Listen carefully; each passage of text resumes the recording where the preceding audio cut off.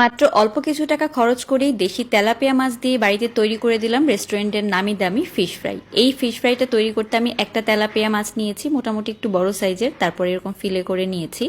তো এর মধ্যে দিয়ে দিলাম আমি গোলমরিচের গুঁড়া, তার সাথে লবণ, একটু লেবুর রস দিয়ে দিচ্ছি। এখন ভালোভাবে এটাকে মেখে একটা সাইডে রেখে দিব। এর মধ্যে আমি পেস্টটা তৈরি করে নিচ্ছি। এক মুঠ ধনিয়া পাতা দিয়ে দিচ্ছি, তার সাথে দিয়ে দিব একটা রসুনের কোয়া, তার সাথে এখানে আদা এবং পেঁয়াজ কুচি, মানে একটা গোটা রসুনের কোয়া। এখন দিয়ে দিচ্ছি আমি এখানে লবণ, লেবুর রস, গরম মশলার গুঁড়া, তার সাথে দিয়ে দিব কাঁচামরিচ।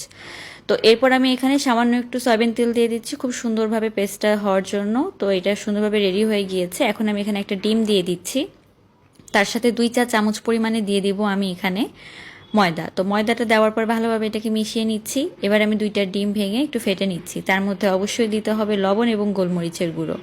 তো লবণ গোলমরিচের গুঁড়ো দেওয়ার পরে আবারও ভালোভাবে এটাকে নেড়েচেড়ে মিশিয়ে নিচ্ছি। আর মেশানো হয়ে গেলে যেটা করতে হবে, এই যে মাছগুলোকে আমি গোলমরিচ দিয়ে মাখিয়ে রেখেছিলাম, তো সেটাকে এই ধনিয়া পাতা পেস্টের মধ্যে একবার মিলিয়ে নিয়ে তারপর ডিমের মধ্যে দিয়ে এভাবে ব্রেড ক্রাম্পসে কোট করে নিতে হবে। তো এই কাজটা আপনারা 2বার করবেন, তাহলে কিন্তু একটু ক্রিস্পি হবে।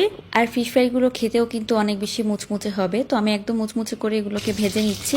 এরকম একটু গোল্ডেন ব্রাউন কালার চলে আসলেই কিন্তু ভাজা হয়ে যাবে। এরপর গরম গরম সস দিয়ে পরিবেশন করতে পারেন দারুণ মজার রেস্টুরেন্টের নামি দামি ফিশ ফ্রাই।